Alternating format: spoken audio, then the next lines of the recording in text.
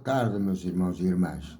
Vamos continuar com a leitura do nosso livro Conversando com o Mestre Jesus, parte 23, e vamos para a questão 236.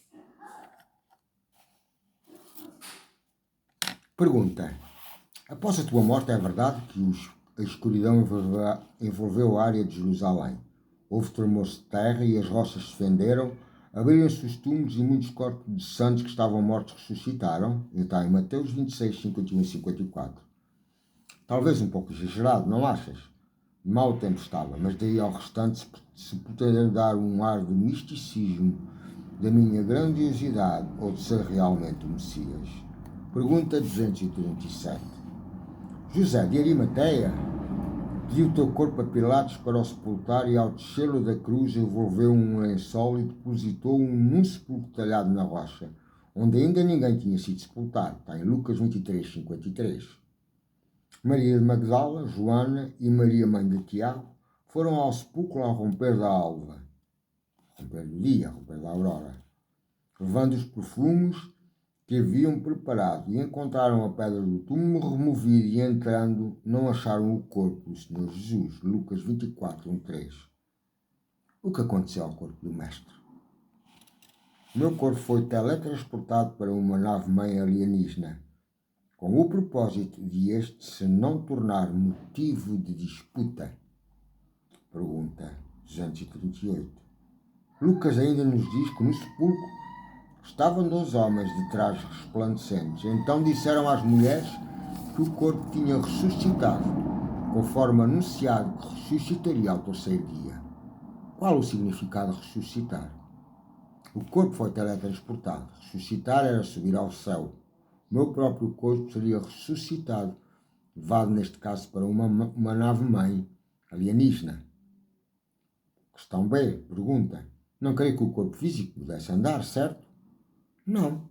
O que andava era o meu espírito envolto no perispírito. Pergunta 239.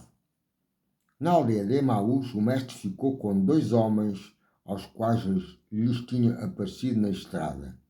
Ficou com eles à noite, a pedido deles, e quando se pôs à mesa, tomou o pão, pronunciou a bênção e depois de o partir entregou-lhes. Abriram-se os olhos e reconheceram-no, mas ele desapareceu de sua presença. Lucas 24, 30 e 31.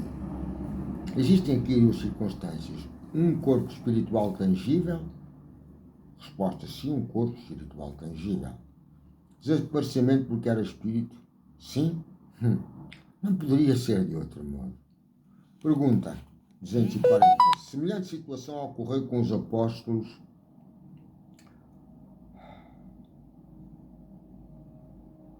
na aparição de Cristo aos discípulos quando já estava presente Tomé. Veio Jesus, estando as portas fechadas, apresentou-se no meio deles e disse: a paz seja convosco.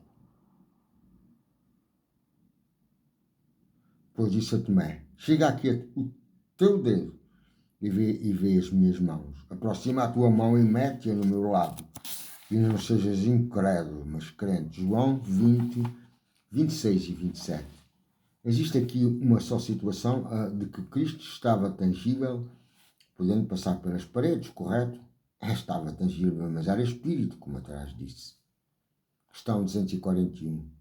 A questão primordial está no desaparecimento do corpo do Mestre e a probabilidade é a cooperação alienígena, como se encontra na questão 238, pois o restante é a realidade do espírito, certo? Sim, uma questão é o teletransporte, a outra é a minha visualização como espírito.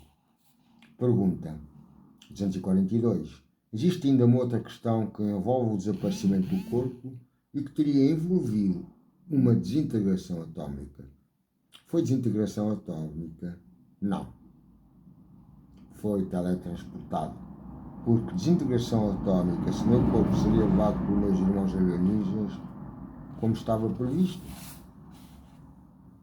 Porque desintegração atómica, se meu corpo seria levado por meus irmãos alienígenas, como estava previsto.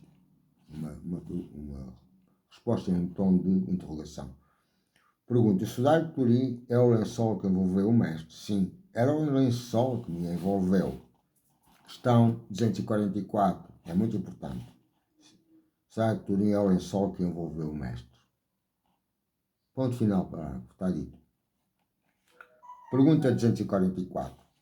A ciência diz que para a impressão ter ficado no lençol, este deveria ter sido passado com uma luz tipo scan, que permitia registar o corpo e não um grande foco de luz em que a imagem ficaria difusa sem qualquer pormenor. Se foi uma luz tipo scan, isto não nos parece tecnologia terrestre. Foi tecnologia alienígena? Sem dúvida que foi alta tecnologia alienígena. Questão 245. Em São João 24:51, enquanto o mestre abençoava os apóstolos, separou-se deles e elevava-se ao céu. Esta ascensão é o normal do espírito, pelo menos no caso presente. Foi uma ascensão normal, não houve intervenção alienígena. Pergunta 246. São inúmeras vezes que os evangelistas narram que o mestre andou ensinando ao povo nas sinagogas. Poderá relatar em termos sintéticos alguns destes ensinos? Ora, temos aqui a resposta, que não é muito longa, mas pronto, ainda tem alguma lisura. Resposta. Os meus ensinos eram todos da parte do Pai. A todos eu chamava para que seguissem a Deus e os instruía na moral que conhece segundo os evangelistas. Não dizia a uns uma coisa e a outros outra. Meus ensinos falavam das moradas do Pai, da necessária melhoria, dando-lhes exemplos práticos da altura. Falava-lhes de molde a entenderem que deveriam seguir meus ensinos, renovando-se dia a dia, conforme os desejos de quem me enviou.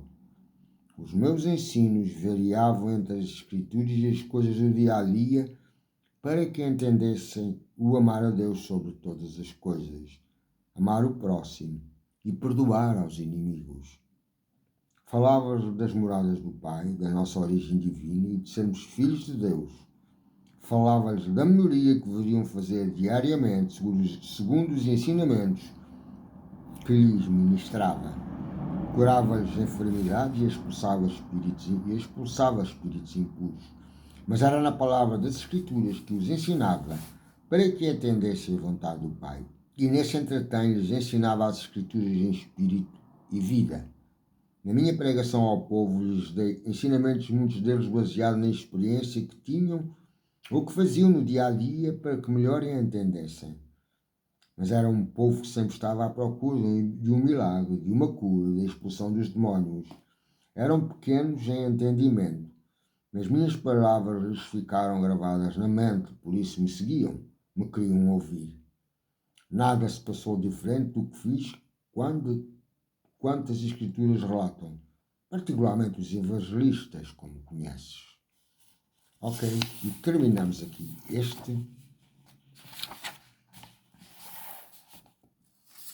esta parte